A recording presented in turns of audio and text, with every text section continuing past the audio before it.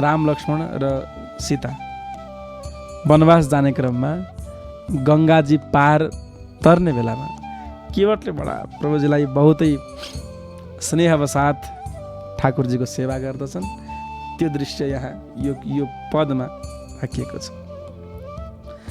प्रभु मैं नहीं नाव चलाऊं, हे राम मैले नाव चलाउन। मैले हजुरलाई डुङ्गामा राख्दिनँ। भगवान् रामले भन्नुभयो केवट मलाई पारी लैजाऊ, पारी लिएर हिँड। केवटले भन्छ उता फर्किन्छ। हे प्रभु मैले तिमीलाई नाउमा चढाउन, तब पद रज कर करनी मुरी प्रभु, महिमामित कहाँ लगी पावो, पाहन छुअत नारी भई पावनी, काठ पुराण की यह नाव। ए राघव तिम्रो चरणको धुलोको ठुलो महिमा छ रे,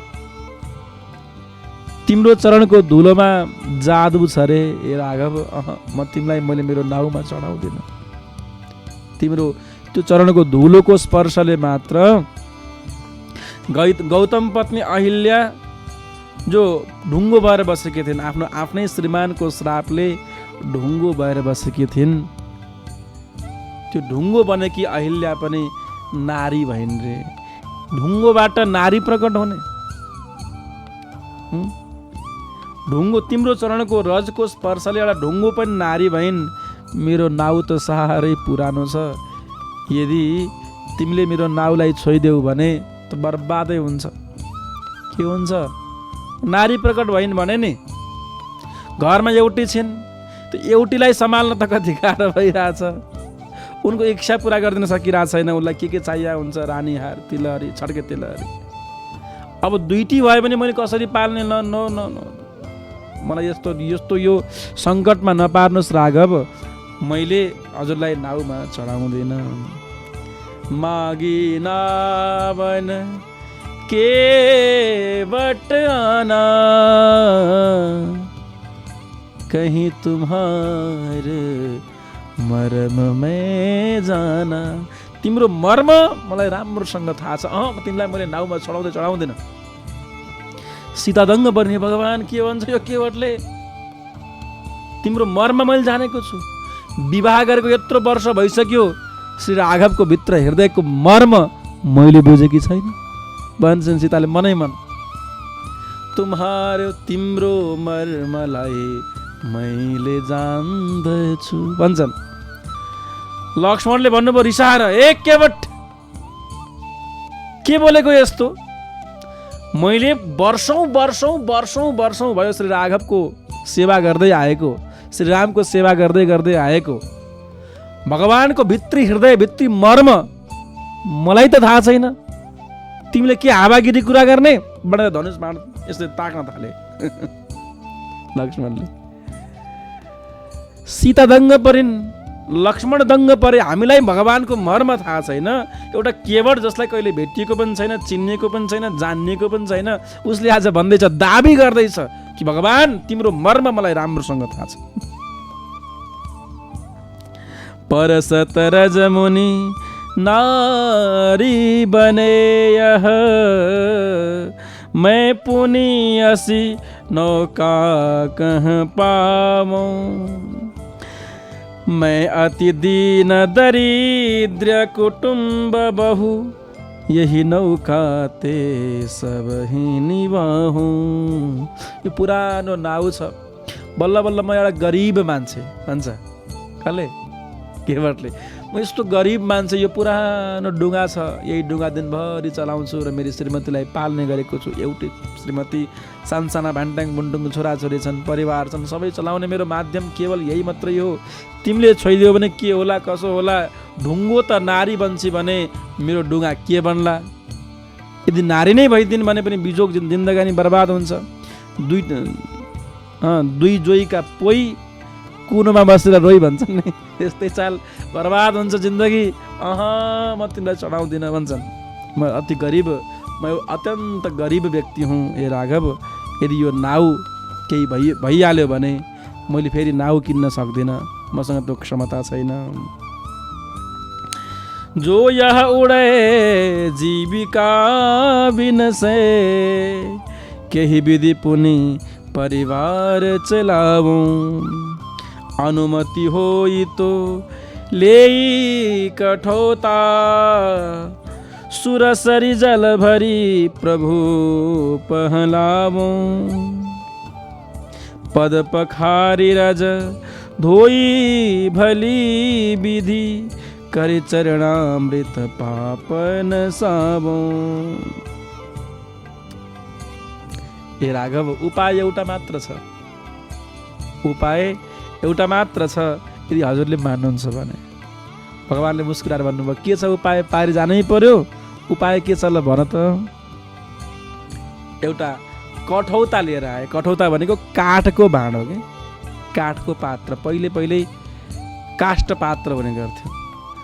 हे राघव, हजुरको चरण सफा गर्छु, हजुरको चरणमा लागेको धुलोलाई सफा गरेर अनि मात्र नाउमा चढाउँछु। हजुरको चरणको समस्या होइन, चरणमा अड्किएको धुलोले गर्दाखेरि पत्थर नारी बनेकी हुन्, त्यसैले समस्या त्यो धुलोको। त्यसैले एउटा मात्र उपाय छ, त्यो हो तिम्रो चरणको धुलो सफा गर्ने। मैले जलले तिम्रो चरण सफा गर्छु अनि बल्ल माथि जानु। लक्ष्मणले यसो हेर्दै थिए, सीता माताले यसो हेर्दै हुनुहुन्थ्यो। हेर्दा हेर्दै भगवानले हुन्छ भन्दैन भो। उसले कठौता लिएर आयो, काठको भाँडो। किनभने काठको पात्रमा कहिल्यै पनि त्यो भगवानको चरणामृत सकिँदैन, त्यहाँ सुकेर बस्छ। जहिले पनि त्यो पखाल्ने, चरण पिउने, कस्तो हेर्नुहोस् त, गजब गजब भाव छ, गर्न पाइन्छ भनेर कठौतामा भगवानको चरण धुन थाल्यो। प्रभु लड्नु होला नि, लड्नु होला। त्यसैले हजुरले एउटा हात मेरो टाउकोमा समात्दा हुन्छ, मेरो कपाल समात्दा हुन्छ एउटा हातले। भगवान श्री राघवले केवटको कपाल समात्नु। कस्तो गजब दृश्य छ। यस्तो अवसर न ब्रह्माले पाए, न शङ्करले पाए, न सीताले पाइन्, न लक्ष्मीले पाइन्। आज त्यो केवटको काखमा ठाकुरजीको चरण छ, केवटको शिरमा श्री ठाकुरजीको हात छ। चरण पखाल्दैछ, चरण पखाल्दैछ। लक्ष्मण र सीताले हेरै भए। जहिले पनि ठाकुरजीको सेवा गर्ने बेलामा दुईटा खुट्टा बाँडिन्थ्यो रे। देब्रे खुट्टा लखनलाई, दाहिने खुट्टा श्री सीताजीले सेवा गर्न पाउनुहुन्थ्यो, चरण दबाउन पाउनुहुन्थ्यो। आज दुईटै खुट्टा, एउटा केवटले खुट्टा मात्र र हात पनि पुरै स्पर्श प्राप्त गरेको छ। हामी त लुट्यौँ, बर्बाद भयौँ, सबै उसले लुटिदियो भन्छन् लखनले। गजब दृश्य छ। प्रभु अलि राम्रोसँग समात्नु है, कपालमा लड्नु होला नि फेरि भन्छ। अनि मजाले खुट्टा धोइदियो र आफ्नो पछौरीले, आफ्नो दुपट्टाले चरणलाई पुस्छ। अब धुनको लागि गण्डकीको जलको आवश्यकता किन? आँखाबाट तर्र आँसुका धाराहरू चुहिरहेका छन्। त्यही आँसुको धाराले केवटले श्री राघवको चरणलाई प्रक्षालन गर्छ। पद पखारी राज धोई भली भाती, करि चरणामृत पापन साबो। प्रभु चरणन की शपथ नाथ में, अन्य भांति नहीं नाव चढ़ा। लखन रिसाई तीर जो मारे, निबल पकरी पद प्राण गवाओ। प्रेम भरे अति सरल सुहावन, अटपट वचन सुने रघुरावो। करुणानिधि हंसी अनुमति दीन्ही, केवट कहो पार ले जाओ। प्रभुको चरण प्रक्षालन गरेपछि प्रभु अब त्यो खुट्टाले तल टेक्नुभयो भने फेरि धुलो लाग्छ। त्यो धुलोको खतरा भनेको धुलो हो। त्यस कारणले हजुरले अब उपाय एउटा मात्र छ। उपाय के हो भने म चरण प्रक्षालन गर्छु, यो जमिनमा सुत्छु। चरण प्रक्षालन गरेपछि यो नाउदेखि नजिकै जमिनमा म सुत्छु, मेरो शरीरमा टेकेर अनि त्यहाँ माथि जानु। भगवान् मुसु मुसु हाँस्नुभयो। यसले त सर्वस्व लुट्ने भयो। प्रहलादले केवल भगवानको हातको स्पर्श पाएका थिए। प्रहलादलाई महाभाग्यमानी।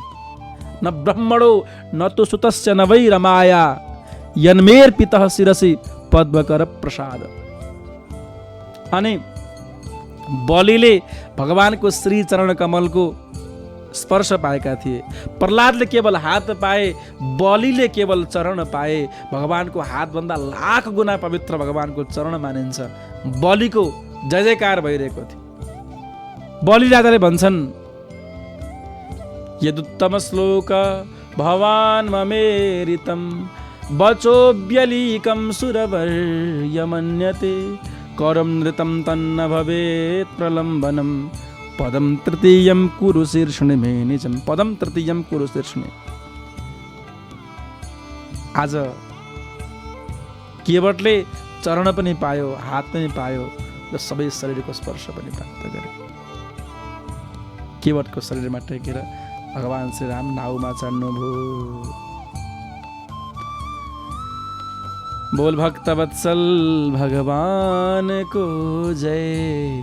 अब नाउमा चढाएर मेरो नाउमा छन् लक्ष्मण राम, यी गंगा मैया सुस्त बग। मेरो नाउमा छन् लक्ष्मण राम, कि गंगा मैया। गजब दृश्य आहा, हृदय पुलकित पार्ने दृश्य। दङ्ग परेको छ र सुस्त नाउ चढाउँछ। मेरो नाउमा छन् लक्ष्मण राम, कि गंगा मैया सुस्त बग। आधी घन्टा 1 घन्टा भइसक्यो, पारी पुर्याउने नामै लिँदैन। लक्ष्मणले भने अरे केवट दाजु पारी किन लाँदैन हो? केवटले रुँदै रुँदै भन्छन् पारी गएपछि भगवानले छोडिहाल्नुहुन्छ। यस्तो अवसर मैले कहिले पाउँला र भन्छन् बीच मझधारमा घुमाई गर्छन्। पारी लगेपछि भगवानले मलाई छोड्नुहुन्छ, यो अवसर मैले कहिले पाउँला र गुनगुनाएका छन्। सीताराम राम सीताराम राम राम सीताराम राम राम सीताराम राम राम। मेरो नाउमा छन् लक्ष्मण राम, कि गंगा माता सुस्त बग। गजब दृश्य। जब पारी पुर्याउँछन्, पुर्याएपछि सीता माताले आफ्नो मुद्रिका अंगूठे निकालेर दिन थाल्नुहुन्छ। कमसेकम पारी लगेपछि केही त दिनु पर्यो, फेरिमा जान त भएन। केवटले भन्छ आफ्नो बिरादरीसँग पनि के भाडा लिनु। जस्तो बस चालक यदि अर्को बसमा जानु पर्यो भने म स्टाफ हुँ भन्छ, भाडा लाग्दैन। होटल सञ्चालकले होटलमा कहीँ गएर फ्री पाउँछन्। प्लेनका कर्मचारीहरूले प्लेनमा उड्न फ्री पाउँछन्। यस्तै चाहिँ राघव तिम्रो र मेरो त एउटै बिरादरी पर्दछ, जात एउटै, काम एउटै। लक्ष्मण साह्रै रिसाए। अरे हामी क्षत्रिय, कसरी जात एउटै भयो भनेर पड्किँदै थिए। लखन भैया तिमीलाई थाहा छैन, राघवलाई थाहा छ आफ्नै बिरादर एउटै काम भएका मान्छेले कसैसँग पनि त्यो किराया लिँदैनन् के, म लिँदिनँ। ल अब अहिले मैले गण्डकी पार गरिदिएँ हे राघव, जुन दिन मलाई यो संसारबाट पार जाने बेला हुन्छ मैले गण्डकी पार लाउने काम मेरो, संसार पार तार्ने काम तिम्रो। जुन दिन मेरो पालो आउँछ त्यो दिन मलाई पनि पार लगाइदिनु। तिम्रो र मेरो जात एउटै, काम एउटै, त्यसैले तिमीसँग म के लिगौँ र राघव भन्दै चरणमा समातेर बडो श्रेयको साथमा भन्छ राघव त्यो दिन मलाई पार लगाइदिनु, आज त म केही लिन सक्दिनँ। बडो स्नेहको साथमा अनि अन्तिममा भन्छ लिन्छु, सीता मातासँग लिन्छु, तर फर्किएर आउँदाखेरि जब मैले पारी लान्छु नि अनि बल्ल मैले भाडा लिन्छु। कति बाटो हेर्नुहोस् त, अहिले त स्पर्श पाएँ कमसेकम फर्किएर आउँदाखेरि पनि भगवान् श्री राघवको, भगवान् श्री रामको दर्शन म प्राप्त गर्न सकौँ भन्दै केवटले भन्छ फर्किएर आउनु अनि बल्ल म भाडा लिन्छु। बोल सीतारामचन्द्र भगवान को जय, राजा राम राम राम, सीताराम राम राम, राजा राम राम राम, सीताराम राम, राजा राम राम राम, सीताराम राम, राजा राम राम राम, सीताराम राम राम, राजा राम राम राम, सीताराम राम राम, राजा राम राम राम, सीताराम राम राम, राजा राम राम। बोल सियावर रामचन्द्र भगवान की जय। बहुतै मिठो पदरत्नाकरबाट हामीले पूज्य हनुमान प्रसाद बुद्धार्जीको रचनामा श्रवण गऱ्यौँ। बहुतै प्यारो यो पद।